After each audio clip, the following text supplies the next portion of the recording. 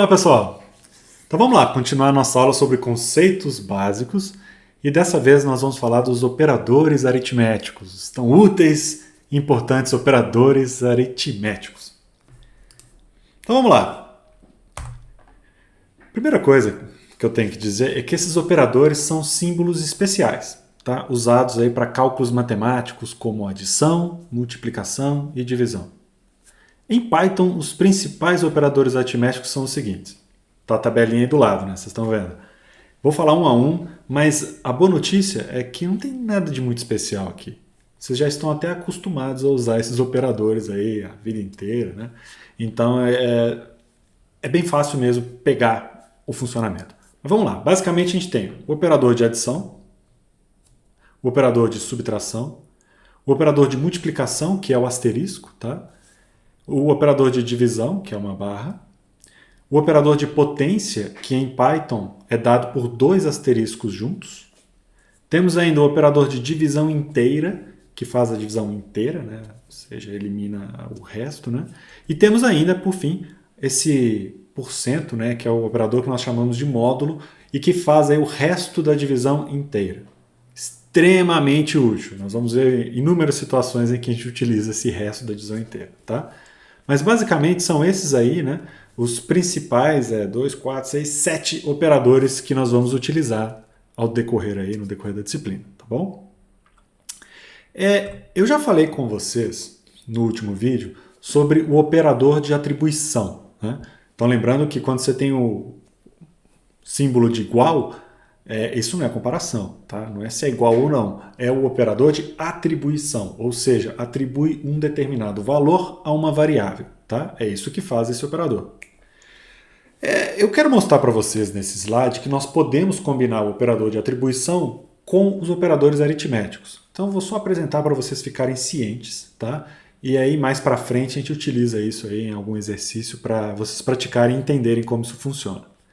Mas o fato é que é possível combinar o operador de atribuição com alguns operadores aritméticos. Vamos ver alguns exemplos, olha só. Aqui na primeira linha, a gente tem o operador de atribuição padrão. E tem um exemplo de uso aqui, ó, x recebe 1. Tá? Então, x recebe 1 equivale a x recebe 1, não tem muito o que dizer. Agora, na linha de baixo, nós temos aqui a combinação da adição com o operador de atribuição, que é o tal do mais igual. O que esse mais igual faz? Olha só que legal. Se eu usar o mais igual, eu posso escrever que x mais igual a 1. Isso equivale a escrever que x é igual a x mais 1. Então, esse mais igual, o que eu estou fazendo? Eu estou pegando o próprio valor do x e somando alguma coisa. Tá? Então, o menos igual, eu estou pegando o valor do x e subtraindo alguma coisa. O vezes igual, pegando o valor do x e multiplicando por alguma coisa. O barra igual, né? Eu estou pegando o valor de x, dividindo por alguma coisa, e finalmente o módulo, eu vou pegar o módulo da divisão de x por alguma coisa. Tá? Então, ao invés de ficar escrevendo x é igual a x dividido por 1, ou x é igual a x módulo 1, eu posso escrever x módulo igual a 1, ou x dividido igual a 1, tá bom? Então, isso aqui é o que a gente chama de syntax sugar, né? Sei lá, açúcar, sintaxe, alguma coisa para deixar o código mais claro, menorzinho ali, mais fácil de ler, tá? Como eventualmente vocês vão esbarrar nesse tipo de atribuição com o operador aritmético, eu decidi apresentar logo de cara para que vocês já saibam do que se trata, tá bom? Mas não se preocupem muito com isso aqui é muito fácil de pegar, com o uso fica totalmente transparente, fica automático, tá? Mas vamos lá, vamos fazer alguns exemplos só para, enfim, fazer uma conta qualquer, né? Já até fizemos em vídeos passados, mas vamos lá. Crie um programa que faça a soma de 100 e 200 e em seguida apresente o resultado na tela do computador. Beleza, né? Tá aí o código. Nesse código, propositalmente eu criei várias variáveis. Eu criei 3 variáveis que são completamente desnecessárias para esse exercício. Mas eu criei para vocês terem aí um exemplo e verem como é que a coisa funciona, tá bom? Então nesse exercício o que eu estou fazendo? Olha lá. A recebe 100. Note que sempre que eu vejo o igual, que é o operador de atribuição, eu leio recebe, ou seja, eu estou colocando em A o valor 100. Tá? Então A recebe 100. Então atribua A a 100, mas eu nunca leio isso aqui A igual a 100. Tá? Muita atenção com isso. Então aqui A recebe 100, ou seja, eu peguei o valor 100, que é um inteiro, coloquei na variável A, cujo tipo é inteiro. né? Depois, na linha 2, B recebe 200, ou seja, o B também é uma variável do tipo inteiro, cujo valor é 200. Né? E aqui na linha 3, ó, C recebe quem? Aqui eu estou usando nosso operador aritmético de soma. C recebe A mais B, né? Ou seja, eu estou somando A com B. Notem que todos os operadores que eu mostrei para vocês até agora, todos os operadores aritméticos, são binários, ou seja, eles têm dois operandos, tá? Então, sempre um operando, operador e outro operando, beleza? Isso vale para os que eu mostrei até agora. Todos eles, né? E aqui na linha 4, print, que é a função que imprime, eu vou falar mais sobre ela no próximo vídeo, estou imprimindo o valor de C, ou seja, imprimindo 300, né, que é 100 mais 200, ok? Então tá aí o nosso exemplo. Então perceba, né, que nós criamos uma variável adicional para armazenar o resultado da soma, além das variáveis A e B que também não eram necessárias. Na verdade, eu podia ter feito esse código todo aqui com apenas uma linha, né, print, abre parênteses, 100 mais 200, fecha parênteses. Não estaria incorreto, dado o enunciado do exercício, né?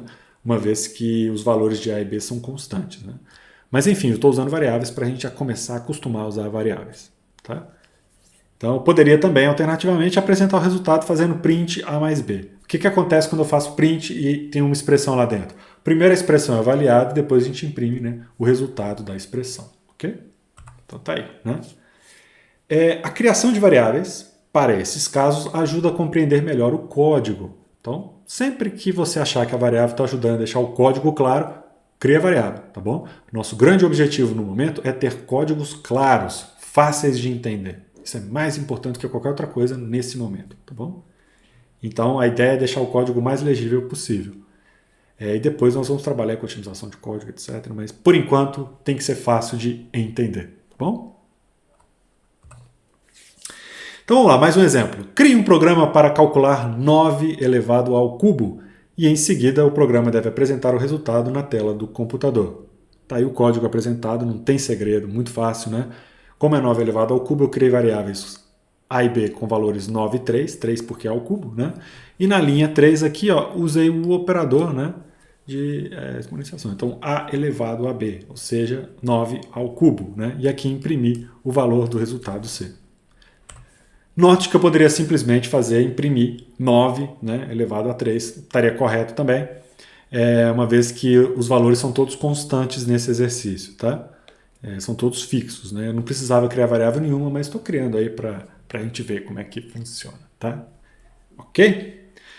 Bom, sobre operadores aritméticos não tem muito mais o que falar não, é isso. Mas tem um ponto que eu preciso comentar e conversar com vocês a respeito. Precedência e associatividade. Isso aqui é importante demais, pessoal. Vocês têm que entender bem, porque eu vou falar. O que tem de código errado por conta de precedência não está escrito. Felizmente, é uma coisa muito simples e fácil de resolver se vocês entenderem bem. Vamos lá, vamos prestar atenção aqui. Agrupando expressões. Nós temos que tomar muito cuidado ao agrupar expressões que têm múltiplos operadores. Olha esse exemplo. Eu tenho de novo a variável A, igual a 3, a variável B igual a 6, e aí C recebe quem? A mais B que multiplica por 2. E aí vou imprimir o valor desse resultado. Né? Tá aqui, ó. A mais B que multiplica por 2. Pergunta, esse código calcula o quê? O dobro da soma de dois números? Por que não? Por conta da precedência. O que acontece? Os operadores eles têm precedência entre eles. Então tem operador que vai ser executado antes de outro, tá? Eu daqui a pouco vou mostrar para vocês qual que é a precedência dos operadores aritméticos. Mas é importante entender que há uma ordem. E essa ordem pode, em muitos casos vai, né, afetar o resultado. Então nesse exemplo, o código calcula o dobro da soma de dois números? Não calcula isso. Mas não mesmo. Por quê? Porque faltou os parênteses ali, tá? O que vai acontecer? Na prática, esse código está calculando o valor de A que soma B vezes 2. Por quê? Porque multiplicação tem precedência sobre a adição. Então, a operação de multiplicação é executada antes. Então, o que vai acontecer aqui? Primeiro eu vou fazer B que multiplica 2. Aí eu vou calcular esse valor e depois vou somar em A esse resultado. Tá certo? Então, na prática, eu estou calculando o quê? A mais B que multiplica 2, como se tivesse ali os parênteses entre B vezes 2, tá bom? O correto para poder calcular, né, o dobro da soma dos dois números seria colocar parênteses. E os parênteses resolvem quais todas as dificuldades que eu posso ter com precedência. Né? Na dúvida, põe parêntese. Parêntese é ótimo, deixa o código mais claro, facilita o entendimento e resolve eventuais problemas com precedência, tá bom? Então tá aí, ó. Aqui eu estou somando A com B primeiro para somente depois multiplicar por 2. Perceberam a importância? Isso é precedência, tá? Então vamos lá. Então a precedência de operadores indica qual operador será executado primeiro.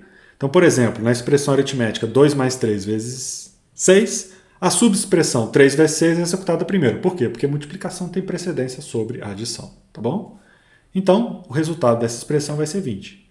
Tá? E que bom que existe a precedência e que eu posso confiar nela, né? Senão, imagina, seria muito difícil prever o resultado de expressão. É uma loucura, né? Felizmente não, obviamente a gente não tem essa circunstância não, né? Tranquilo. Mas tá aí, como é que eu faço para saber qual que é a precedência de operadores? Né? A boa notícia é que a gente está seguindo as regras da matemática que a gente já está acostumado, né? Então olha aí, em Python. Primeira coisa que eu tenho que levar em consideração nas precedências é lembrar que os parênteses vão alterar a ordem das operações. Né? Então os parênteses vão ter precedência. Colocou parêntese ali, ó, você tem que garantir que aquilo ali vai ser executado, tá bom? Daquele jeito. Então usem parênteses aí para evitar problemas.